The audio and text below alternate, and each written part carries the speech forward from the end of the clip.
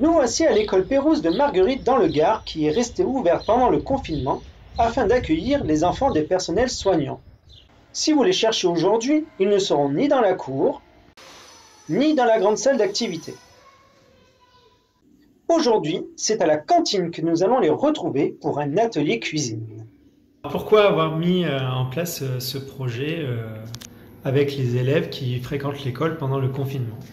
Alors au bout de 15 jours, 3 semaines d'école en confinement, on s'est dit que ce serait bien de laisser une trace de notre passage ici. On a créé des liens avec les enfants, on a créé des liens avec les enseignants qu'on ne connaissait pas et on a réfléchi à des projets.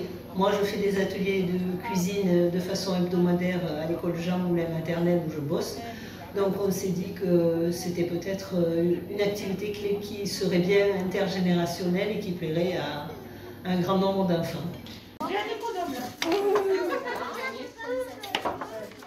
Alors, on va mettre un papier dessus, mais on va essayer de l'économiser le papier pour qu'il y en ait assez. Me la au poste.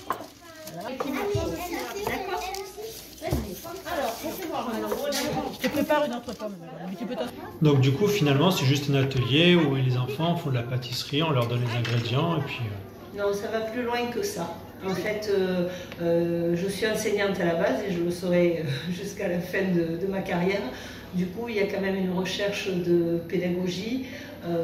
Grâce à la cuisine, on travaille le lexique, un lexique spécifique, mais qui est utilisé tous les jours à la maison.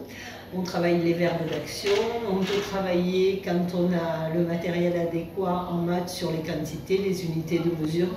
Et en plus, pour travailler en REP+ depuis 4 ans, je m'aperçois que c'est une excellente façon d'apprendre. On apprend tellement mieux en faisant. Et au niveau de la concentration, au niveau de la motricité fine, il y a plein de compétences qui entrent en jeu, qui sont transversales à travers la cuisine. On va pas y arriver, nous, si tu nous fais ça. Si tu manges les pommes, comment on va faire la tarte? Ça va pas être possible.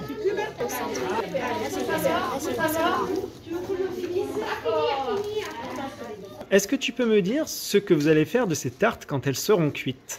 On va en garder une pour notre goûter et les autres tartes, on va les donner pour remercier les soignants.